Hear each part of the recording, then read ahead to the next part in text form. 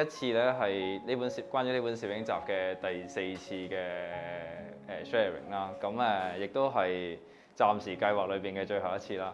咁但係大家之後仲有好多機會喺其他書店會見到我嘅，因為係啦。係啊，咁咧我都簡單介紹一下我自己啦。咁就呢啲咧係我之前出過嘅書啦，咁都係啲文字嘅作品啦。呢啲唔係攝影集嚟嘅。咁到目前為止，大家都可以喺唔同嘅書店可以揾到啦。咁呢度唔再唔詳細講啦。咁係啦，咁呢啲係我以前開過嘅託，呢度唔重要啊。呢啲係啊 ，OK。咁首先想講下我今日嘅心情啦。咁其實咧就少人有少人嘅好嘅，咁即係當然人都係 enjoy 一個好勁爆嘅場景啦。咁我之前喺誠品體驗過啦，亦都應該係對我嚟講好難忘嘅。咁呢度都有少人有少人嘅好咯。咁首先好多謝俾咗2個鐘嘅寶貴時間俾我，因為2個鐘其實都長，係啊。咁係咯，係啊，希望唔會換親大家，但係應該唔會啦，係啊。咁首先第一樣嘢係大家會見到咧，我唔知大家睇咗本書未啦？有啲朋友咧就係我之前都遇過嘅，佢係可能係我啲學生啊，或者睇咗我啲睇咗好耐嘅。佢係一見到咦呢條友有分享會喎，呢條友有書喎，OK，跟住所有字都唔睇，直接就嚟，直接就話。跟住咧我係咁樣面對面啦，同佢超過20分鐘，佢喺度問阿千紅去咗邊啊？呢條友又遲到啊？咁其實好少遲到，即係呢條友遲到啊咁樣。跟住佢喺度問咗好耐。咁我直到我除埋口罩，我直頭喺佢前面5分鐘，佢都係唔知我邊個嚟嘅。咁好搞笑啦。咁亦都印證咗我咁耐以嚟嘅一啲體驗啦，亦都一陣慢慢分享俾大家啦。係啊。咁首先我唔知大家係咪第一次去遇到一啲聲畫唔同步嘅分享現場。即係所謂聲畫唔同步咧，就係睇嘅時候咧，同聽到把聲點解嘅同認知完全唔同啊？咁大家當呢啲係啲好有趣嘅經驗，咁就 OK 㗎啦，係啊。咁講下我自己嘅故事啦，跟住就再講下本書，同埋再分享啲嘢俾大家啦，係啊。咁我揾唔到我細個嗰陣時影嗰啲相，因為咧所以我揾唔到任何相擺入嚟。咁咧我大概喺10歲嗰陣時開始啦，咁我發現自己咧會中意咁嘅打扮嘅。咁嗰陣時係一個資訊好唔流通嘅時代啦，即係嗰陣時冇 online 啦，咁跟住亦都冇 ChatGPT，咁乜都冇啦。咁基本上我哋可以得到嘅資訊，基本上就係新聞啦、報紙啦、圖書館啦咁樣樣。咁所以咧嗰陣時係完全唔知道自己原來其實唔特別嘅，並唔特別嘅。我相信大家就aware都知，特別係呢幾年關於 LGBT 嘅嘢好抬頭啊。OK， 咁我唔知點歸納我自己啦。咁但係大家而家唔覺得係啲咩好特別嘅一回事。咁但係喺我好細個嗰陣時咧，係會覺得自己係好異類嘅。咁所以亦都冇乜機會去同人表達啦。咁以前咧，我阿爸阿媽咧，佢揾到我啲衫咧、化妝品，因為我住花園街啦，咁有少少錢就會想買咁樣樣。咁佢揾到我熱嗰啲衫啊、化妝品啊嗰啲咧，就會抌晒佢，跟住打我打鑊金嘅。咁呢啲即係我都好歷歷在目嘅，包括我啲妹啦，即係我有3個妹啦，咁同我一齊大，咁佢哋都好歷歷在目。咁我唔知點解佢哋會咁反感啦。我後尾知道嘅，咁其實咧可能啦係受到啲電視劇集影響得好多，咁佢覺得你要着呢隻衫咧，你就一定係搞基嘅，你或者你會想第時想變性嘅 ，OK， 咁呢啲係唔可以接受嘅家醜嚟嘅咁樣樣。咁佢哋亦都唔識得問啦，唔識得表達啦，純粹覺得呢個係小朋友嘅一啲好奇怪嘅嗜好，而呢個嗜好唔控制咧，佢就會慢慢變成一啲不可挽救嘅事情㗎啦咁樣。咁所以我成個中學成個中學生活咧，基本上冇將呢啲嘢去分享過俾其他人聽。咁其實我唔係冇試過嘅，我試過嘅，用一啲好隱晦嘅方法，比如話我中學嗰陣時咧，就去開始剃腳毛啦，都好正常啦，係啊。咁跟住咧，我嘗試想慢慢 show 啲俾佢睇，話我想咁樣樣嘅。咁但係咧，我嗰陣時咧一下咧就撞咗落埲牆嗰度。咁嗰陣時咧，有啲同學仔咧，好喺 P.E. 堂啊，甚至 P.E. 堂大家短褲啦，咁佢好大聲咁講：哇！你做乜剃腳毛啊？嗰陣時都想揾窿捐㗎，係啊，咁所以喺我成個中學嘅生活裏邊咧，我基本上咧淨係揾到一個我可以覺得係一個有人理解我嘅對象啦。咁呢個就係有個喺我嗰陣時讀緊中六嗰陣時咧，有個日本嘅人啦，咁佢嗰陣時做咗變性手術嘅，咁佢後尾出咗本咁嘅書咧，叫《我是男校畢業的女生》。我記得我第一次遇到呢本書咧，就係商務印書局嗰度，我攞住張100蚊嘅喺學校贏翻嚟嘅書卷，跟住我就毫不猶豫買咗呢本書翻去。咁呢本書到目前為止都擺咗我書櫃裏邊。咁當然啦，我同佢嘅 case 咧，其實唔係完全一樣啦，其實都會係得2-3成一樣啦。咁但係佢係我揾到嘅唯一一個共鳴嚟嘅。咁所以由嗰陣即係如果你問我，如果我要去做一樣嘢，即係每個人去可能去做一樣嘢，佢都有自己嘅諗法㗎嘛。咁有好多時係為咗利益啦，為咗出名啊，或者賺錢啊咁樣。咁如果我出呢本嘢，其中一樣當然係想完成一個心願啦。咁第二樣嘢係，如果有一啲咁嘅嘢可以，即係如果我做一啲嘢能夠好似當年我被呢本書所鼓舞咁樣，佢鼓舞一次嘅話咧，咁我覺得我都做咗都算係一件功德嘅事情咁樣。咁所以咁個故事就繼續講落去啦。咁其實咁咧一路去到大學啦，咁就嗰陣時就要讀一科叫 Introduction of Psychology 嘅科。咁嗰陣時有個 topic 咧叫做 Abnormal Psychology 啦。咁佢講一啲即係一啲所謂異常行為咁樣樣啦。咁我就睇到呢樣嘢，咦會唔會係講緊我咧咁樣？咁嗰陣時我就去膽粗粗去揾個 professor 咁去傾啦。咁佢係我第一個遇到好識得點樣去解答我呢方面嘅嘢嘅人。咁佢好好人啦，用咗2-3個鐘頭時間去同我做咗一個好長嘅 quiz。咁就想話俾我聽，我係點樣，我第時點樣樣咁樣。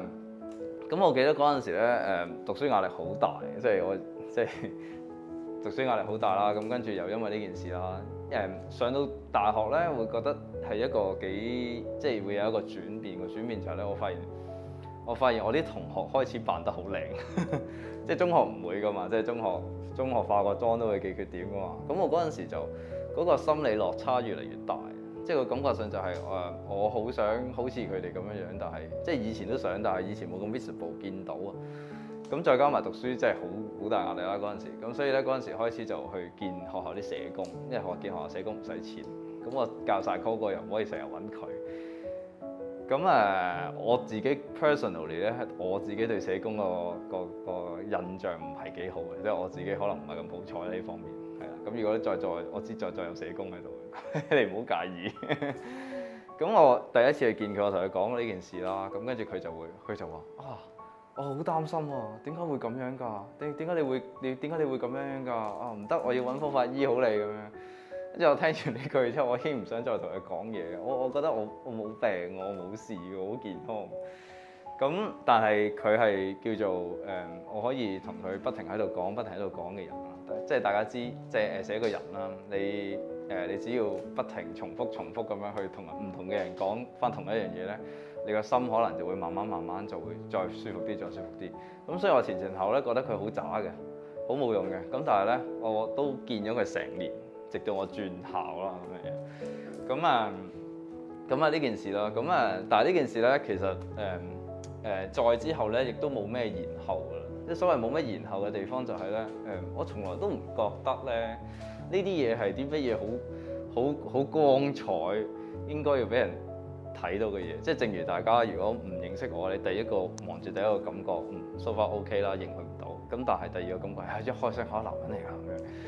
咁心飛啲啦，咁呢啲就係我咁耐以嚟我諗法。個諗法就係咧，我以為我成個人生咧，基本上就係咁樣樣咯。即係所謂咁樣嘅意思就係呢啲咧係我以前未識得化妝嘅時候啦，去揾啲化妝嘅朋友去幫我啦。跟住我哋去一個好冇人嘅地方，可能係元朗呢個係大生圍，或者喺學校某個 corner 啦。跟住就自己對住個手機 Apps 就喺度自拍，影完幾張，跟住我就諗住我呢世人都係咁㗎啦。咁我即係就係咁嘅意思，就係話喺一個陰影位，喺一個冇人認識自己嘅角落，跟住就咁影幾張好重濾鏡，都唔係自己，亦都係咯，就係咁樣樣咯。我唔知大家有冇啲咩嗜好咧係唔拎得出嚟同人講嘅，即係譬如話係可能販賣軍火啊，或者係中意印下銀紙啊嗰啲咁樣樣啦。咁但係就係我以為係只能夠即係我成個人生我都係咁樣樣，可能做呢件事做40-50歲，或者我都係縮喺嗰個 corner 嗰度，跟住喺度自拍啦咁樣。我以為我咁樣就滿足㗎啦。或者其實我都冇諗過係咪咁樣就滿足，而係都除咗咁樣仲可以點？即係我嗰陣時係咁樣諗。咁所以咁但係咧我唔知大家有冇睇過呢本書啦，村上春樹嘅《國境之南，太陽之西》啦。咁佢個故仔好簡單嘅，就係講一個主角，跟住佢細個嘅時候有個青梅竹馬嘅女仔，咁跟住後尾因為轉校啊各式各樣嘅嘢，跟住兩個人冇辦法一齊啦。咁跟住後尾個男主角咧，後尾就結婚生仔，咁佢自己都即係有自己嘅家庭，跟住又有錢，又有兩個女咁樣，個人都覺得佢嘅生活好好。但係有一日佢就喺自己嘅酒吧遇翻自己個初戀，跟住就要同佢私奔，要拋妻棄子咁同佢私奔。咁呢個佢講嘅就係呢個故事。咁所以本書嘅書名叫《國境之南》，所以國境之南咧就係你係一個好舒服或者人哋覺得你好舒服嘅地方。咁呢個就係國境之南啦，南邊乜嘢都有。咁但係咧，佢個書名叫《國境之南，太陽之西》。咁太陽之西係講緊乜嘢咧？就係講緊呢個即係講緊一個比喻啦。就係話一個比喻就係有個喺西伯利亞嘅農夫，每日都喺度耕田。咁日出而作，日入而息。咁佢咧就係佢啲同伴同埋佢自己都好啦，佢都會覺得我呢一世就係咁樣樣嘅。我呢一世就喺度耕田，跟住耕到某一日我好趴喺度，跟住死咗，跟住就係咁樣噶啦。咁但係咧，佢以為佢就會咁樣。咁但係有一日咧，佢望住天上嘅太陽，佢望住天上嘅太陽，佢突然之間喺度忽發奇想，想睇下咧太陽嘅西面究竟有啲乜嘢。於是佢劈低個鋤頭，跟住咧就不停跑，一路向西邊係咁跑。佢想去揾究竟西面有啲乜嘢。係啊，咁呢個故事就係同個主角故事一樣，就係話當我哋每一個人，即係當我哋每一個人，我哋即係好似我呢個 case 咁，就係其實我唔同人講我呢一方面嘅嘢，我好似以前咁樣，其實完全冇問題嘅。我咪繼續影我嘅相，我咪繼續寫我嘅嘢，咁我能夠生活嘅喎，亦都開心嘅喎。咁但係人就係咁樣咯，即係突然之間，唔得係唔得，有啲嘢想做。我諗可能大家都經歷過。咁有啲人就要直接面對啦，有啲人就選擇略過佢。我接受我成個人生就係咁樣。咁所以先至有呢本書啦。其實真正令到我即係抌低個鋤頭，好似個農夫咁樣，要想去揾太陽嘅西邊有啲乜嘢。其實呢張相，咁呢張相咧就係咧有一次我就一如以往啦，就係化完妝，跟住換咗衫，跟住喺個朋友屋企，跟住我原本又係諗住我攞住部手機，跟住影幾張開重 filter 嘅美顏 Apps 嘅自拍嘅相，跟住我就會完結㗎啦，跟住我就落妝同呢個自己嘅 say goodbye 㗎啦。咁但係咧，我嗰陣時帶一部數碼相機啦，咁跟住我對住塊鏡喺度影，跟住喺度望，我望咗好耐。咁呢張相咧係我影完之後咧，好深刻嘅，即係咧我係一個攝影師啦，咁亦都係個職業攝影師啦。我影好多相，我幫人哋影好多相，冇呢種感覺㗎。即係 even 係我出去參加比賽，我攞獎嗰啲相，我都唔會有呢種感覺嘅。即係嗰種感覺係咩咧？佢係我望住呢張相，我覺得好有血有肉啊！即係對我自己嚟講係，我會睇到心跳咯，係好奇怪嘅呢樣嘢係。大家如果係對某啲藝術好有，即係你係好中意某啲藝術，可能彈鋼琴或者點樣樣，你可能會有呢啲 moment。我唔知，咁所以跟住我就將呢張相咧，我攞俾我當時我讀 second degree 嘅時候嗰個教攝影嘅老師睇。其實佢係我第一個攝影老師，咁耐以嚟都我自學。跟住我就攞俾佢睇喎。呢張相呢個係我嚟嘅，係我第一次影到一張相係自己覺得咁滿足到好想同其他人分享，好想再繼續延續落去。係啊，咁當然佢同我講話你哋繼續咯。係啊，咁設計學院唔會 say no 嘅。係啊，咁跟住所以係呢張相先至令到我好似西伯利亞農夫咁樣，想抌低個鋤頭繼續去揾咯。咁可能除咗呢張相之外，另外一樣嘢 push 我嘅就係我影呢張相嘅時候咧，29歲，咁都兩三年前啦。咁嗰陣時，我唔知30對大家嚟講係咪一個好大嘅難關嚟？可能對你真係講難大啲，或者可能我40歲、50歲、60歲嘅時候，我都會咁樣諗。嗰陣時會覺得有啲嘢咧，如果而家唔做咧，第時點做咧？即係我想像唔到。如果我再樣衰啲，我好似肥啲，我啲體重失控或者 whatever，已經唔靚嘅時候，咁我點樣去做咧？即係我唔係一個咩聖人嚟㗎，即係我唔會同你講，即係電視咪成日同你講話啊，你最緊要有自信，有自信就靚㗎啦，係咪？但係你行出街唔係㗎嘛，你又好有自信，你行出街你唔着衫咁，但係即係你明㗎啦。咁所以嗰陣時就喺度諗，其實呢個年紀就係一個叫做，或者呢個 position 就係一個叫做 all now or never 嘅處境。你有啲嘢一係而家做，你而家就去做；一係咧就永遠都唔會做，你就匿喺一個 corner 嗰度繼續用你嘅美顏 filter 自拍啦。咁可能隨住手機越嚟越勁，啲相會越嚟越靚嘅。咁但係即係我就問我自己，我係咪想咁樣？我滿足咩？咁所以就有今時今日啦。係。咁呢個係心理學家叫榮格啦。咁佢講嘅一樣嘢嚟嘅。咁其實咧係我講啦，佢話人有2次生命嘅，第2次生命咧就係當你認識到自己只有1次生命嘅時候，你就有第2次生命啦。咁原本嘅你咧，好在乎人朋友嘅眼光啦，聽屋企安排啦，為愛情付出一切啦，眼裏邊沒有別人，只有別人沒有自己啦。直到有一日你突然之間明啦，其實只有1次生命嘅喎，你應該按照自己嘅想法嚟過喎。咁於是咧，你嘅第2次生命就開始啦。如果我哋可以活到100歲咧，有啲人30歲重生，有啲人50歲重生，有啲人咧喺生命最後幾分鐘先喺病床上面重生，但係即刻就結束咗。係咯，就係咁咯，係啊。咁所以可能我講緊第2次啩，whatever 啦。咁呢個係即係其實都係太陽之西嗰個東西啦。我唔知大家咧細個嗰陣時咧有冇啲咩偶像？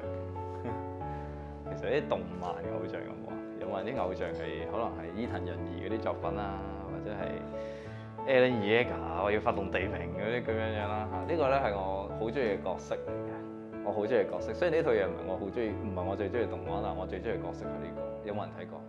有冇人冇睇過？不如調翻轉，呢個係宮崎駿嘅《風之谷》啦。咁有一幕咧，有一幕好深刻嘅就係左上邊嗰一幕咧，就係佢喺沙漠嗰度第一次撞到呢隻嘢嘅時候咧，嗰隻嘢咧就咁樣去嚇佢啊！你正常人就會彈開㗎啦。你試下你喺附近有一間 MPV， 你遇到隻狼狗，跟住你仲埋去摸佢，即係你唔會嘛。咁但係個主角喺個幕裏面就俾佢咬完一啖之後咧 ，OK， 跟住咧就唔縮手，跟住等隻嘢自己縮口。咁跟住佢就因為咁樣而收復咗隻嘢。咁嗰陣時都覺得好奇怪嘅一樣嘢就係好奇怪嗰樣嘢就係啲動漫角色咧，其實佢哋遇到好多好奇妙，即係因為劇情需要啦。佢哋遇到好多好嘅事情，或者有啲好嘅結局 and then 佢哋遇到好多好嘅人。其實個前提係咩咧？個前提佢哋好勇敢，係啊。咁所以我由細到大都好中意呢個角色。咁但係咧真係要去到成29歲咧，先至明點解主角係主角咯。即係就算我好似佢咁打得，就算我好似佢咁識飛，但係如果我對好多嘢都好驚嘅話咧，根本唔會遇到好多其他嘅嘢。咁所以有呢樣嘢想同大家講啦，就係咧，如果你去拿出善意嘅時候咧，人哋嘅即係你去拿出善意嘅時候咧，人哋就會俾啲回報你嘅勇氣。係啊，咁係咩意思咧？就係話呢個世界咧有好多不幸嘅人，亦都有好多我哋覺得佢好幸運嘅人。咁但係有咩分別咧？我覺得其中一個分別，即係當然即係 luck 都冇得講啦。但係其中一個分別就係如果你 assume 人哋一定會攻擊你嘅話咧，其實你就會變得不幸。咩意思咧？就係咧，我細個嗰時候讀男女校啦，咁我樓下嗰間女校嚟嘅，咁我個妹成日同我講咧佢個同學呢個 TV 嗰個 TV 咁樣啦，咁我都識咗佢幾個朋友，咁佢幾個朋友咧一遇到啲陌生人咧，一講起性取向呢樣嘢咧，佢哋就會起晒槓嘅。即係佢哋覺得人哋一定係會話男仔頭啊、樣衰啊或者變態啊嗰啲咁樣，即係佢哋 assume 我都係會咁樣去理解佢哋。咁所以咧，佢哋一見到陌生人咧就會起晒槓。咁但係個問題係，如果人哋唔係咧，如果人哋根本就唔係咁嘅人，又或者如果人哋係純粹係好奇，唔識得表達一種好奇咧，咁如果你覺得人哋個個都係衰人，你就唔會見到好人。咁所以我好後，即係我係最近呢幾年我先發現到呢樣嘢。即係當我想去咁樣 present 俾其他人睇嘅時候，喂，我就會喺度諗，其實呢個世界係咪好似我細個嗰陣時諗咁樣樣，個個都會覺得啊呢個要用石頭雞蛋掟死佢嘅，即係如果我喺伊斯蘭教國家可能係啦，咁但係喺香港或者喺其他地方，究竟係唔係咧？即係呢個係我自己嘅幻想，令到我覺得自己好似日日都俾人迫害，或者只要我一講出嚟就俾人迫害，定還是呢個只係呢個究竟係現實定係幻想咧？咁我後尾我個答案就係其實呢個係一個多數係一個幻想。其實邊有咁多人 care 我點樣着啫？老實講，係咪先？咁同埋係咯，即係唔好 assume其他人係一個唔好嘅人先啦。咁你就會遇到啲好嘅人。咁呢個左手邊嗰張相係我同啲學生喺我自己 studio 自拍啦，係啊。咁右邊就係我同我啲學校嗰啲同學啦咁樣。咁我影呢啲相嘅時候咧係我都冇諗過要出本咁嘅書，跟住要去同所有人去講呢個故事。我純粹係享受嗰一刻，有人明白我，有人聽我講嘢，有人唔覺得我係一個有問題嘅人咁樣樣，純粹係咁樣樣咯。咁我好開心呢兩張 photo，係啊，我 keep 一定會 keep 啦嚇呢啲。咁我想分享一個故事俾大家咧，就係其實我係有好多人咧，佢哋比如話我呢度有好多學生啦，咁有好多人咧係佢哋係一見到我出邊咁嘅嘢咧，佢哋係完全冇諗過我會咁樣樣，因為咧我平時嘅形象係咁樣嘅，係啊，呢張相喺日本嘅昌岳啦，係啊，咁我喺個山頂嗰度。跟住佢哋見開我呢個樣咧，佢哋完全冇想象過我平時喺學校係咁嘅，即係咁啦，係啊。咁所以咁呢個咧，我想分享一個故事俾大家。個故事咧就係咧，我最近 year 4啦，我 second degree year 4啦，跟住我就要做 FYP 啦。咁我最初 original 嘅 proposal idea 係我去做一啲同中性服裝有關係嘅東西啦。咁 which 其實我都唔係中性，不過 anyway 係啊，咁嗰陣時咧，有個老師，即係我有個老師咧，佢日日都見到我咁嘅樣嘅，咁佢就同我講話啱㗎啦，你去做呢啲 topic 啦，你一定好啱你㗎啦咁樣樣。OK，咁跟住後尾咧，我就覺得咧，哇，原來都幾難做，跟住我就轉咗做 hiking gear 嘅嘢啦，即係180度大轉變啦。咁跟住咧就變咗有另外一個鬼佬嘅老師，跟住咧佢就知道我好中意呢啲嘅，好中意行山啊，好中意潛水啊咁樣啦。咁跟住佢就同我講話呢個 topic 啱你啊咁樣。咁所以咧，我就想講一樣嘢咧，就係，喂，其實兩個都係我嚟嘅，即係所謂兩個都係我嘅，就係我無論喺咁樣定還是咁樣，其實都係我嚟嘅。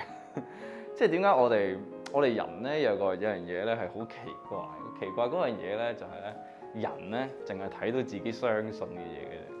我重複一次啊，人唔係相信自己睇到嘅嘢，而係人淨係相信自己人淨係睇到自己相信嘅嘢。OK， 即係我講咩咧？就係大家有上過 YouTube 啦，或者日日都睇 YouTube 啦嚇。如果你睇第一條片啊，佢話我係衰人嚟嘅。OK， 咁你第二條咧，佢 pitch 俾你睇嘅片咧，我都係話我係衰人嘅。第三條都係，第四條都係，係啦。咁又或者係如果佢同你講話出年會加息㗎啦，或者下個月加息㗎啦，你下一條片都係第二個分析師同你講下個月會加息，跟住你條片都係咁樣。咁於是你就會覺得成個世界都話下個月加息，something like that啦。咁所以其實好得意嗰樣嘢就係咧，呢樣嘢係我呢幾年裏邊感受到嘅嘢啫。人咧淨係睇到你自己相信嘅嘢嘅啫。於是咧，你隻眼咧其實就變咗你腦海裏邊相信嗰種信仰嘅所謂證據啦。其實你係因為你淨係睇到你睇到嘅嘢。咁所以你睇下你啲相，其實兩個都係我嚟嘅。只不過如果你喺教室裏邊即係你我喺其他地方接認識我，我嘅嘢 present 出嚟都係爛身爛世啊，啲衫着到歪晒啊，全部都係 cam T 嚟嘅咁樣，咁你就會覺得啊，呢條友應該唔打扮嘅，呢條友應該係咧係咯，佢應該係唔打扮嘅，佢應該係 purely 嘅男人嚟嘅，佢應該污糟邋遢嘅咁樣，佢哋點諗都係咁樣樣嘅，咁但係都係嗰樣嘢啦，呢個只係我哋覺得佢係咁嘅人，於是我哋淨係睇到佢呢面。調翻轉我啲同學仔，佢哋其實佢哋淨喺相度見到我咁樣樣，我諗佢哋都好難想像。不過 anyway，咁所以人就係睇到自己所相信嘅嘢啦。咁但係即係我哋睇到嘅嘢，究竟有幾多係真實咧？咁 which is 係咯，另外兩張做一個 contrast 俾大家啦。咁左手呢兩個其實都係我人生裏邊嘅一啲我自己係覺得嘅一啲高光時刻。所謂高光時刻就係咧，如果我應該即係 touch wood 啦嚇，如果我有一日突然之間瓜柴啊，喺我臨死之前嗰幾秒人生走馬燈，應該會有呢啲亮點時刻喺度啊。左手邊嗰個係一個好普通嘅晏晝，就係喺一個陽光好好嘅晏晝，跟住心情好好，跟住我著自己中意嘅衫，跟住對住塊鏡咁樣自拍。That's it。呢個已經原來喺我人生裏邊，我應該會記得嘅 moment。咁右手邊當然係一個係啊，咁一個高光時刻啦。咁但係呢兩個都係我好 enjoy 嘅 moment 嚟嘅。只不過係如果我哋要將一個人或者將一樣嘢要分得好細咧，或者咁講，我哋要將佢歸類啦，我哋就會誤解咗佢好多佢嘅部分。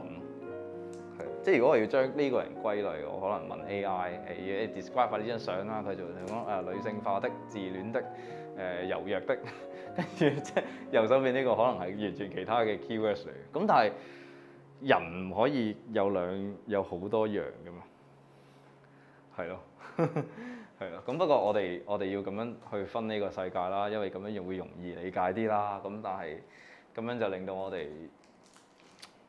錯過咗好多嘢啦。大家有冇睇過呢套？我其實好中意宮崎駿。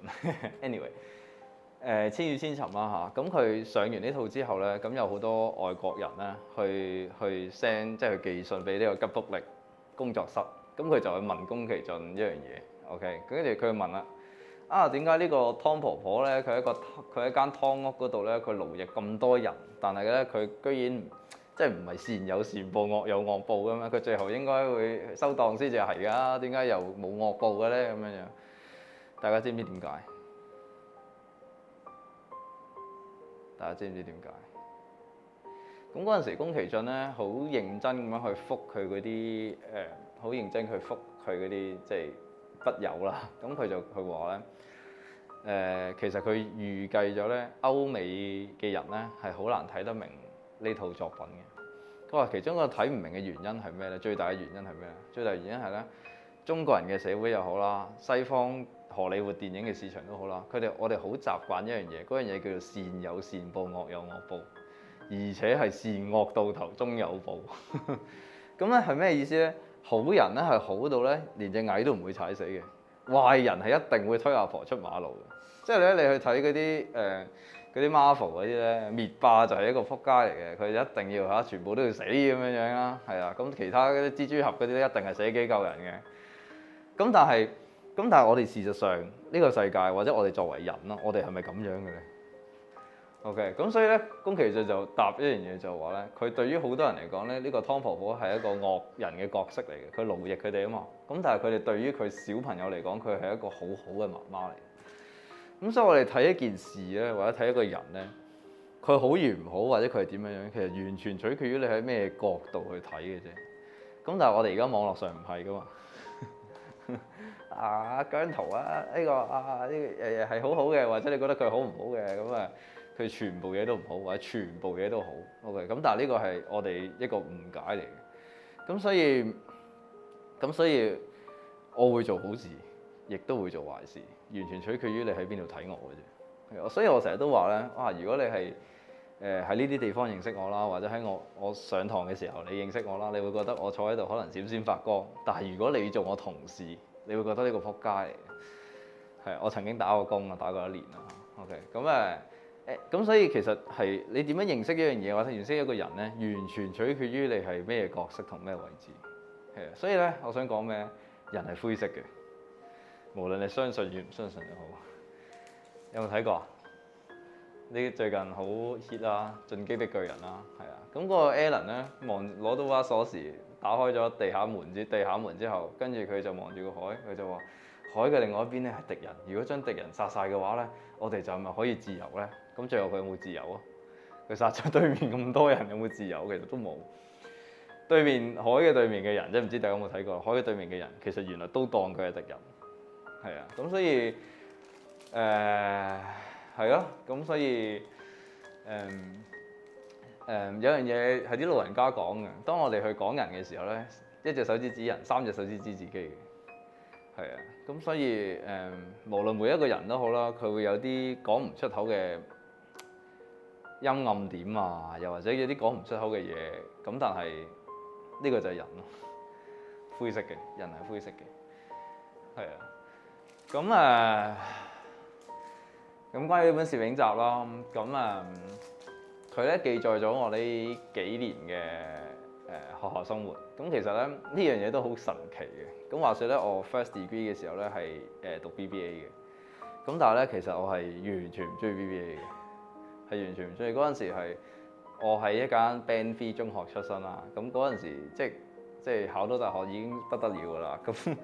咁嗰陣時就諗住點樣用盡張嘢嗰啲分數咧，跟住就求其塞咗個最難入而有機會入到嘅科落去啦。咁跟住就入咗 BBA。咁但係咧，我發現嗰啲友仔咧根本完全溝通唔到啊！即係點解佢哋咁中意數字啊，咁中意錢啊？咁但係點解我又唔係好中意啊？咁樣 whatever 啦。結果畢咗業之後咧，得嗰幾個朋友嘅啫，因為佢哋去翻 intern 嘅時候，我就喺圖書館嗰度喺度睇點樣影相嗰啲書。咁嗰陣時咧已經有個遺憾就係咧，我以前成日去設計學院嗰度 sit 堂嘅，我係 sit 佢嗰啲 design 嘅科啦、影相嘅科啦咁樣。咁嗰陣時一個遺憾就係，哎呀，點解嗰陣時唔揀呢啲咧？其實揀咗都冇用，因為唔會收我，因為我都冇讀 VA 啊，冇 portfolio 咁都唔會收我。咁跟住我就U grade 之後去咗CU 度讀日本研究嘅 master 啦。咁所以我之前有啲書都同日本研究有關嘅。咁跟住再隔咗幾年，我個 ex 咧同我拍咗5年拖啦，跟住分咗手。咁我就攞住一筆錢，嗰筆錢原本諗住同佢結婚買樓嘅，大家都知個冧心唔細啦。跟住我望住嗰筆錢，我應該要做乜咧？咁我嗰陣時好迷茫嘅，迷茫到咧我曾經有諗過咧喺呢度附近咧，喺汝州街嗰度開間 cafe 嘅攝影主題嘅 cafe 嘅，好彩冇開到，就咁喺書度拋喺度。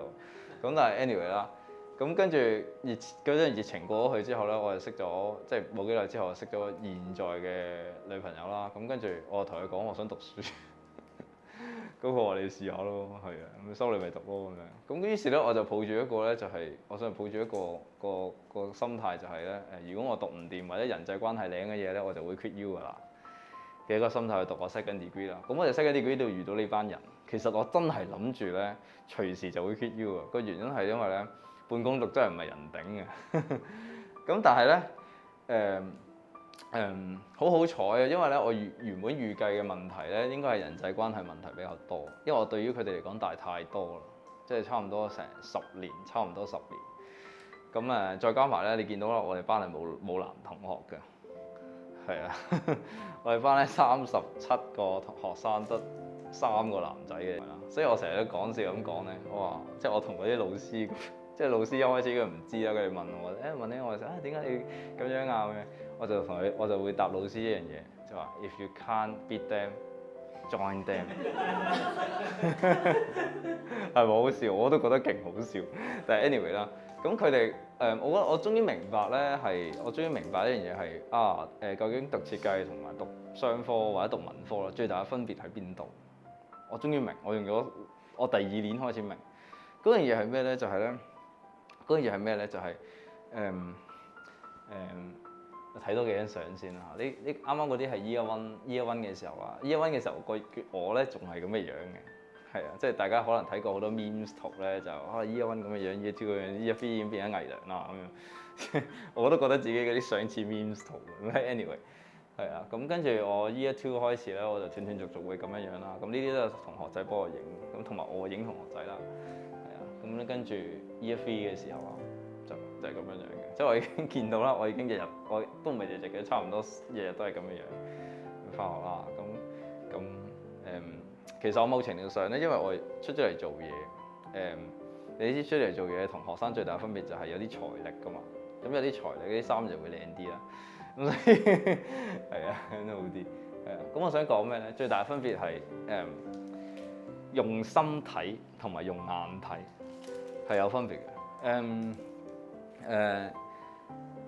以前我讀商科啦，或者係讀文科啦，咁大部分人咧，佢哋去 figure out 一樣嘢，或者去 picture 一個人嘅時候咧，係用眼睇嘅。即係話咧，我哋會去分呢一類人嗰一類人，我哋會去分咯。咁但係咧，讀 design 嘅人咧，或者我遇到嘅人咧，佢哋唔會用嗰樣嘢嘅形狀嚟去 classify 嗰樣嘢。咁我都講過，即係講個經驗俾大家，就係當我 Year 3我第一次用呢個碌去上堂嗰陣時咧，即係平時都係玩啦，我第一次真係去上堂啦。咁個老師撞到我，咁首先跟住咧佢就冇嘢啦，一句 question 都冇，佢冇嘢啦，跟住上堂啦。咁佢一開始嘅時候好保護我嘅，平時佢好中意問我問題嘅。跟住嗰日咧，可能佢驚我會唔會焗住用呢把咁低沉嘅聲音去答咧，咁跟住佢好刻意唔問我。咁跟住咧，break 嗰陣時，我同佢講話其實 OK 㗎，係啊，我唔需要即係咧即係好多謝你咁照顧我啦。咁但係我想你當我係一個好普通嘅跟住佢就我知道啦，跟住就係咁樣樣咯。咁所以我覺得art 啦或者係art 啦，最重要嗰樣嘢咧，我哋有陣時睇得明一樣嘢或者睇唔明一樣嘢咧，最重要嘅分別係同理心，我覺得係，即係同理心咧。佢唔係同情，佢唔係憐憫，唔係同情，亦都唔一定係理解，係純粹就係我接受到呢個世界有好多唔同形狀嘅嘢咯，純粹係咁樣樣。係佢未必係人哋好理解我究竟係點樣樣嘅。其實人自己都唔了解自己啦，點可能理解人啫？係嘛？咁亦都唔係我同情你或者我憐憫你，唔係呢啲東西咯，而係我知道呢個世界有好多唔同形狀嘅嘢嘅事。係啊，咁所以呢個係我覺得最大嘅分別啦。係啊，咁呢個咧係聖修伯利嘅小王子啦。咁佢有一句好中意嘅説話，佢話真正嘅重要嘅事情咧係眼睇唔到嘅，淨係得心先可以睇到。咁當然好浪漫啦，聖修伯利即係呢個東西。咁我哋而家咧咪有好多我哋有陣時見啲藝術作品咧，跟住後邊會有好多人留言，話藝術我識條鐵咩咁樣，即係有冇聽過呢啲東西？有啊，聽過啦。其實咧後尾慢慢悟到一樣嘢，即係當然呢個世界上有好多炒作出嚟嘅藝術啦，有好多攞嚟洗黑錢嘅藝術啦。咁但係有好多時候咧，我哋睇唔明嘅原因咧，係因為我哋嘅偏見，或者係我哋擺唔低我哋固有嗰套形狀。比如我問大家個問題啊 ，OK， 我哋就玩個 test。個問題就係咧，假設你而家喺一間學校裏邊 ，OK， 我同你講一樣嘢啊，你眼前有一個學生咧，你知道佢係 extreme 嘅，唔係 local 啦，唔係本地啦，佢隻眼好細，而且單眼皮。請你估下佢嘅國籍係乜嘢 ？OK， 你心裏邊即刻有個答案嘅，我相信。係咩？你會估咩？咩話？韓國。有冇其他人覺得係韓國？咩話？我係咁 specific 嘅。OK， 有幾多人覺得係韓國嘅？第一個諗法。咁其他嗰啲覺得係咩？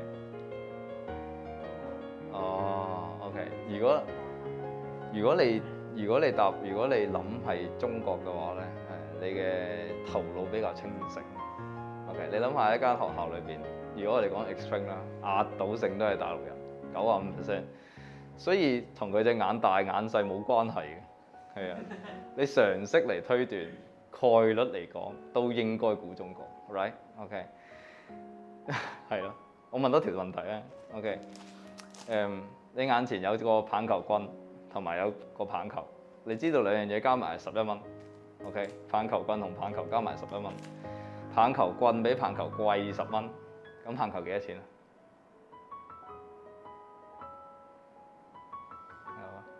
OK， 兩樣加埋11蚊。OK， 支棍貴過個波10蚊，咁加埋幾？咁嗰個波幾多錢？OK， 有冇人第一個念頭閃過係1蚊啊？個波有冇？有冇？有啊！有冇人第一個念頭閃過個波係1蚊？支棍貴個波10蚊。OK， 咁所以個波係好啦，開估啦，唔好計數啦。OK， 大部分人咧第一個念頭，如果你唔去繼續諗落去嘅話咧，你會覺得係個波係1蚊。OK， 其實個波係5毫子。OK， 咁呢個就係嗰個呢個就係我哋思考嘅時候，或者我哋判斷一樣嘢嘅時候嗰個差異，就係我哋人咧生活喺呢個社會上邊咧，我哋一定有啲方式，我哋生活得好舒服。如果你習慣咗嗰啲方式嘅話咧，對你嚟講呢個世界就係呢個形狀，你接受唔到呢個形狀以外嘅嘢。係，咁呢個係好多人都係咁樣樣啦。咁所以網絡上面先有咁多罵戰，係啊，或者呢個世界先係戰爭，whatever。大膽啲嘅相咧，我放細張啲。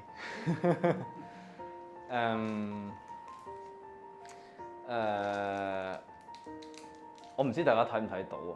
呢度有3行字啦，咁我講啦嚇。OK， 第一句咧係 William Shakespeare 嘅詩啦，佢咁樣講嚇，用中文嚇。尤其要緊的，你必須對自己忠實，正像有了白晝才有黑夜一樣，對自己忠實，才不會對別人欺詐。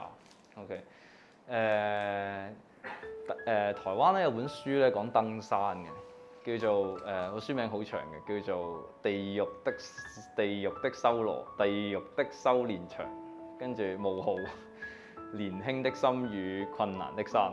OK， 佢裏邊咧就講一樣嘢咧，就話我都想問一個問題，唔知大家有冇去爬過山，好高嗰啲？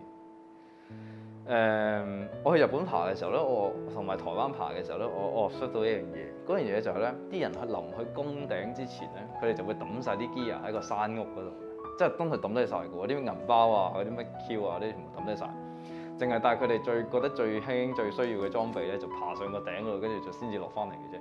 咁我第一次去望到呢個情景嘅時候，我心諗嚇，唔怕俾人偷嘢㗎？大佬，你人喺山上面，跟住啲嘢喺下邊咁樣，又相機又成咁樣嘅喎。OK， 你會唔會有呢種感覺？你試下擺啲嘢喺樓下，聽日就冇啦，係嘛？或者我喺歐洲嗰陣時候，我試下你試下跌個銀包喺地下，唔使1分鐘就冇咗啦。咁嗱，跟住我就會諗點解喺山上邊，點解啲人爬山咁夠膽嘅咧？我最初以為係，台灣同日本人質素高嘛。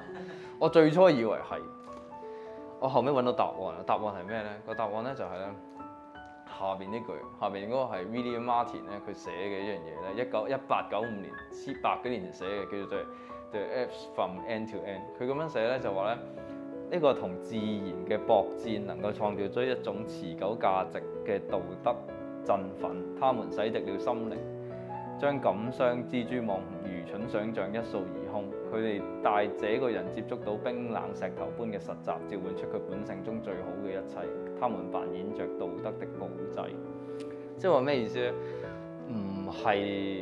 唔係去爬山嘅人本身道德水平好高，而係咧，當你由1000米上2000米、上3000米、上4000米，當你已經清空自己內心所有嘢嘅時候咧，有兩樣嘢你會得到。第一樣嘢係你已經冇任何慾望再想要更多，你點會去偷嘢？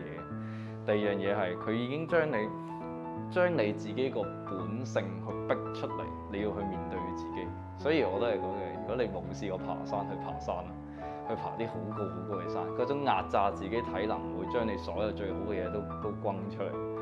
咁呢樣嘢係我爬過好多座山，真係除喺度爆晒，跟住先至明嗰樣嘢。我先明就係，哇！原來真正中意行山嘅人唔係中意喺個山頂裏邊打卡嗰種喺 Instagram 呃 like 嗰種快感，因為佢已經唔需要呢啲嘢。如果你真係中意呢樣嘢嘅話，咁同埋咧，咁呢個係我上年6月嘅時候去4國爬完劍山啦，跟住我即係夜晚咁上完劍山，跟住落翻嚟嘅時候揸車，跟住途經過啲溪澗，揸咗半粒鐘，一個人都冇。跟住我揸咗拍低架車，跟住我除晒所有衫就瞓喺條河嗰度，呢個 set 腳架影，其實我應該影得浪漫啲，應該影埋前邊。咁但係即係我咁樣嘅時候，你又想像唔到我會咁啦嚇，應該 OK。跟住我瞓喺啲河水嗰度咧，哇！我覺得感受到一種從來冇試過嘅感覺，嗰種感覺就係我開始明，如果呢個世界上有太陽之西裏邊嗰個農夫，佢究竟經歷過啲乜嘢，所以先想去睇太陽嘅西面，可能係啱啱爬完座山，即係啲河水去沖刷我，跟住我望住個天，我聽住啲水聲，聽住啲蟲聲嘅時候，我發現咧，我冇任何嘢想要。即係我已經冇任何更加多嘅嘢想要，我唔知大家 get 唔 get 到呢種感覺，我好想繼續喺呢度，係啊，呢種咁嘅感覺啦，係啊，咁所以我想分享俾大家就係咧，我哋喺呢個城市裏邊咧，其實點樣講咧？我覺得好烏煙瘴氣嘅，如果你問我嘅話，anyway 啦嚇 ，OK 最尾嗰句啦嚇，Oscar 講嘅。一個真正1891年啊，100幾年前嘅書裏邊，佢話一個真正完美嘅人唔在於佢有啲乜嘢，而在於佢係啲乜嘢。呢個世界咧有好多心靈雞湯啦，去同你講話啊，你要做自己，你要 be yourself 咁係啦。咁但係咧，佢哋好少有解釋到點解 be yourself 咁重要。OK，其實 be yourself 咧唔重要，重要嗰個位係我覺得重要嗰個位係乜嘢令到你 be yourself。因為係人都知有錢好開心啦，但係個問題點樣變得有錢？呢個先係我哋關心嘅問題啊嘛。嗰樣嘢就係、我暫時第一樣嘢諗到嘅就係去爬山。可能你爬完山之後咧，大家可能啲男性會着裙嘅咯，開始 whatever 啦。講即係呢一種咯，所以我覺得兩樣嘢都係我嚟嘅，即係我成日都想，即係我好想解釋就係兩個都係我，因為兩樣嘢有聯繫嘅。嗰樣嘢就係我越爬山我就越想咁樣樣咯，係啊，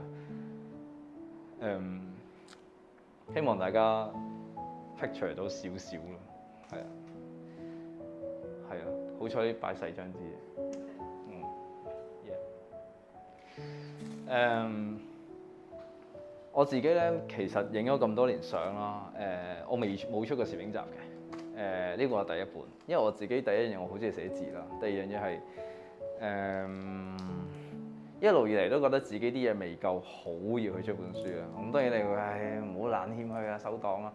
但係 anyway 出呢本嘅時候咧，其實即係應該咁講，佢如果要問我自己想會喺呢個 picture 裏邊有個咩藍圖去出啲咩攝影集咧，我由頭到尾我都係會諗啊，應該係我喺日本影嗰啲四季好靚嗰啲風景啊，好無常嗰啲光景啊 which 我都好中意嘅。呢本書咧，我有諗過出嘅，但係咧出嘅時間點咧。我喺我幻想裏邊，以前我幻想裏邊應該係我出去日本參加咩比賽，跟住我贏咗，跟住我再同人講我贏咗，跟住先至順便 announce 啲相出嚟啦咁樣。正所謂出師有名啊嘛，係嘛？跟住我就諗起一樣嘢啦，我就諗起咧萬聖節嘅時候，大家都扮鬼扮馬，好似好開心咁啊嘛，係嘛？對嘛？咁但係個問題係，如果你真係中意你扮鬼扮馬嗰個 look，使乜用萬聖節嚟做擋箭牌啊？明唔明我意思？明唔明我講乜？如果我真係中意咁樣着，我使乜用藝術呢兩個字嚟做擋箭牌啊 ？OK，我係想日常啊嘛，我唔係想藝術啊嘛。咁所以咧，我有一次去睇早2個月搞嘅就喺 M+ 裏邊有個展，佢就去展Cindy Sherman 同埋森川太昌呢兩個攝影師啦，即係呢兩個都係玩變裝，即係玩變裝，跟住影咗好多自己女裝嗰啲相，跟住扮鬼扮馬咁樣啦。跟住我去咗佢嘅展啦，因為 M+ 邀請我去佢嘅展嗰度開幕啦咁樣。跟住我見到嗰啲相，跟住我就喺度望咁樣咋？即係我有呢種感覺，我感覺係冇串啊！即係佢係咁樣咋？咁嘅意思係咩咧？就係、是、其實我唔知 Cindy Sherman 同埋森川太昌係唔係本身中意咁嘅打扮而去影嗰啲相咯。我 which 我都覺得佢應該中意啩。如果唔係點樣 keep 住做咧？咁但係個問題係你中意咁樣做，你咪去做咯。使乜用藝術呢樣 terms 嚟做擋箭牌啫？講到尾就係你唔夠強。係嘛？我望住佢啲相，你啲相同我 Instagram 有啲乜分別啫？我 Instagram 嗰啲仲真過你，我都唔需要特登有支燈 set 住喺度影住我，唔需要特登有支 cam，我唔需要扮瑪麗蓮夢露，扮柯德莉夏萍，我就做我自己啫嘛。咁所以我望完嗰一展之後，我覺得咁渣都可以擺喺 Empress 嘅，話唔定我都可以喎。所以就更加會想出呢本書咯。係咪需要攞啲咩獎先至同人講我係咁樣嘅咧？可能都唔需要，因為係咯。咁但係其實咧都掙扎咗一段時間，因為太多未知數。所以未知數就係咧，我又攞呢本書嘅 dummy， 一開始我自己 print 咗一本，我攞俾我阿姨睇，我攞俾我啲 friend 睇。咁我阿姨咧就好認真咁睇，佢寫咗成2000字嘅 feedback 俾我，哇！真係好認真，即係 which is 我覺得好犀利。佢話呢個方呢個頁有錯字，呢個錯字，哇！超癲。跟住佢講好多，俾咗好多 picture 俾我，哇！佢話你啲 fans 咧會唔會出完之後唔係你啲 fans 㗎？係啊，咁我話喂，你唔係有好多唔中意你嘅人嘅咩？你咁咪送子彈俾佢哋，即係送人頭咁樣。咁我都係喎，咁即係嗰陣時都諗啦。其實真係會唔會好影響我嘅工作生涯啊，或者好影響我形象 whatever 什麼嘢啦。咁但係咧後尾即係點樣講咧？諗咗好耐。唉，其實邊有得諗嘅啫？真係你邊有得諗嘅啫？咁所以咧。有啲嘢好得意啦，就係你去做任何一樣嘢啦，就有人嚟，有人走。有啲人咧，你可能從來唔認識我嘅，可能聽完我之後咧就變咗粉絲，又或者有好多粉絲再唔係我嘅粉絲，係啊，唔出奇㗎。咁所以都真係冇得諗。我只能夠話俾大家聽就係咧，你做任何一樣嘢都係，即係大家都明嘅，做任何嘢都係有人中意，有人唔中意嘅，即係冇得諗咁多。咁呢個都係《進擊的巨人》裏邊2句名言啦。係點解我引咁多動畫咧？其實我唔係睇咁多動畫㗎咋，但係咧我淨係睇宮崎駿同埋《進擊的巨人》咯。係啊，但係我好中意咯，所以第一樣佢話什麼都無法捨棄嘅人咧，絕對冇能力改變任何事物嘅。係咯，大家都明點解啦。心靈係自己嘅地方，佢可以將地獄變成天堂，亦都可以將天堂變成地獄，係睇你點樣去睇人咯。如果你睇呢個世界好似我以前細個嗰陣時咁如果我將啲嘢同人講咧，人哋就會覺得我怪胎異類，就會攻擊我㗎啦。咁我就永遠都唔會遇到啲好人。係啊，咁所以想分享呢2句俾大家啦。係啊，咁呢2個都係我好中意嘅詩啦，同埋歌詞啦。咁首詩咧我就擺咗喺我本攝影集嘅第3定第4頁。呢個係有個印度詩人咧，出咗本詩集叫《Milk and Honey》啦。我唔知你有冇得賣。咁咧佢其中有首詩翻譯咗中文咧，就係你的藝術無關乎有多少人喜歡你的作品，你的藝術關乎你的心是否喜歡你的作品，你的靈魂是否喜歡你的作品，關乎你對自己有多誠實，而你絕對不能拿誠實交換共鳴。大家有冇試過咧 upload 張相上 Instagram 上 Facebook 之後咧，隔一段時間之後冇 like， 跟住自己 delete 咗佢，係嘛？好 true 喎，特別係如果你個 account 咧係某程度上你都可能靠流量揾食嘅，或者你係啲咩美妝 KOL 啊，或者 whatever 啦，你可能會做呢件事嘅。跟住後尾 Instagram 出咗個 function 叫做 hide 咗自己有幾多 like 㗎嘛，係嘛？哇，嗰個 function 拯救咗好多人。真嘅真係，咁但係個問題係乜嘢相會或者乜嘢照片啊會吸引到啲 like？ 你想象到啊嘛，係嘛？將個航拍機飛到2-3公里高，跟住影落去個 city 10多 like 啦，係嘛 ？OK， 影大波妹10多 like 啦，係咪？咁但係個問題係你有幾中意自己啲嘢先？即係我覺得呢個係最 core 嗰個問題啊，係去問自己，所以我好中意首詩。咁跟住啦，就係 My Little Airport 嗰首歌叫《驗人的下晝》。其實 My Little Airport 啲歌真係唔係太好聽，不過佢啲歌詞寫得唔錯。希望唔會攻擊到大家啦，各位粉絲。係有怪莫怪，我自己掌嘴咧就係佢呢句咁寫啦嚇。世界要你努力去考取功名，但是真誠才是最大本領。好直白啦，好直白啦。我諗翻起咧，我讀 BBA 嗰陣時咧，有啲同學仔真係黐線，佢哋會着晒成套西裝翻去翻學嘅喎。係點解咧？梗唔係 present 嗰陣時啦。係 OK。點解咧？就係咧落堂之後咧就可以 sell 啲同學仔傳銷。即係啲層壓式推銷勁癲。我唔知嗰條友後尾係咪出街俾人斬，俾啲仇家斬死咗定點樣？總之我呢10年係冇任何佢嘅消息嘅。whatever 啦，即係咧我成日都覺得有樣嘢呢個世界好神奇就係咧有個講法叫奸有奸輸嘅，唔知大家有冇聽過？即係如果你係好叻同人做 friend， 好叻點樣嘅話咧，最後你就冇 friend 㗎啦。係啊，咁所以真係唔好諗咁多啊！真係做人真係唔好諗咁多。係啊，咁呢個我真係好中意啦。咁係咯。In a world where you can be anything, be kind。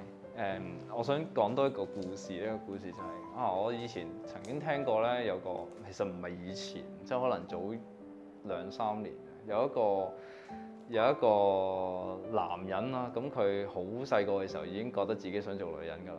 咁但係咧，佢係60年代出世嘅，咁 which 係即係應該60幾歲啦。而家嚟講。咁佢嗰個年代更加封閉啦，咁於是咧佢就收埋自己讀書結婚生仔，跟住後尾就係娶咗個老婆，有個仔20零歲咁樣。去到佢56歲嗰年咧，佢突然之間做咗西伯利亞農夫，啪一聲，哇！我要睇下西邊有啲乜嘢。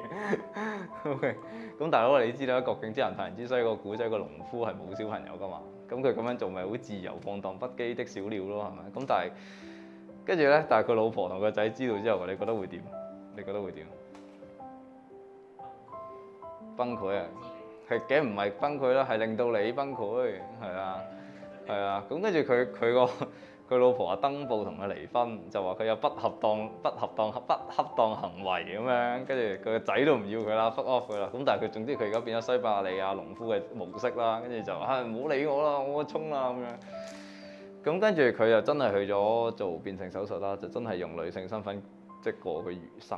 咁即係我想講嘅就係其實佢哋係加害者，同時亦都係受害者。但係個害係邊個造成嘅咧？其實成個社會都有份。佢有分嗰個位就係當我哋去歧視某個人或者點樣樣嘅時候啦。OK， 咁佢就慢慢變成佢都唔知點樣去表達自己，跟住就咁樣講好似好有因果關係啊！唔好咁講，講翻56歲嗰單啦，係啊 OK。咁你諗下就係如果佢後生嘅時候有一班接納佢嘅人，佢可以用佢自己想表達自己嘅方法嚟到去表達自己嘅話咧，其實佢唔會結婚啦，佢唔會生仔啦，咁咪害少2個人啦，係嘛？咁所以其實有陣時有啲嘢咧，就係我哋都喺呢個社會裏邊生存啦。你點樣對人嘅時候，其實最後可能用一個好糾結嘅方式，其實翻返去自己身上嘅，係啊。咁 be kind 咯 ，in a world where you can be anything, be kind， 係啊。咁呢個係成品嗰場咯。咁好多學生嚟睇我啦。呢個我應該一世都記得㗎。係啊，真係好多。咁呢個咧係第2場，我阿媽嚟咗。哇！你知唔知啊？我見到我媽嗰陣時咧，我個腦海第一樣嘢，我心諗：仆街啊！我老豆好冇嚟。係啊，咁呢個都影。咁好彩冇啦。咁但係其實我阿媽一路都知嘅，佢一路都冇所謂嘅，係我老豆比較激烈啲啫。跟住呢單嘢之後咧，我啲妹咧就成日喺度鬧我老豆。包括今日呢場啦，嗰啲妹咧就成日喺度問我老豆：喂，佢有場 talk 啊，你嚟唔嚟啊？你唔係唔嚟啊？跟住我阿媽咧仲要顛到咧，將呢啲相 share 俾我老豆睇。係啦，我原本以為我老豆好大反應，點知佢唔係喎。佢話佢同我啲妹講，啲妹不停挑釁佢，挑釁到我都有啲淆底。即係 which is 我而家搬咗出去住啦，咁但係我啲妹 send 翻錄音嚟，我心諗搞乜嘢啊？你咪想激死老豆揾3敗啲，即係正式係。跟住點知我老豆係笑笑口喎，而家需要點樣，即係佢有即係點樣表達係好自由㗎啦。跟住我心諗，因為我老豆最近去完西藏。係，總之佢同我阿媽後生嗰陣時好窮啊，湊我哋湊得好辛苦啊。咁而家我哋全部出晒嚟做嘢，佢就完全係唔打算留翻任何財產俾我哋㗎啦。所以就 keep 住去報旅行團咁樣。跟住我成日我個心諗，喂，老豆，你係咪西藏高山反應發作到而家翻香港都未搞掂？咁但係 anyway 啦，咁所以所以呢啲 outcomes 咧，我真係從來都冇諗過㗎。即係有好多 outcomes 係，即其實呢個世界有全部嘢都未知，包括啲乜嘢咧？就係、我以為我會喺連登嗰度俾人開個 post 話我出本咁嘅，點知又冇。跟住我以為我老豆會好即係知道，即係無論如何都唔會俾佢知道嘅。點知又唔係。即係呢個世界究竟有咩可以估得到嘅咧？我真係諗唔到有咩估到啊！咁所以係咯，大家都唔好諗咁多。係啦。咁我嘅分享去到呢度就完㗎啦。我希望大家唔會覺得係一個好沉悶嘅 sharing 啦，因為我都做過學生，我知道咧聽人讀稿啊，或者聽人耳吟吟係真係好大鑊嘅。咁如果有咩大家想傾就傾佢啦。係啊，都係大家寶貴嘅時間。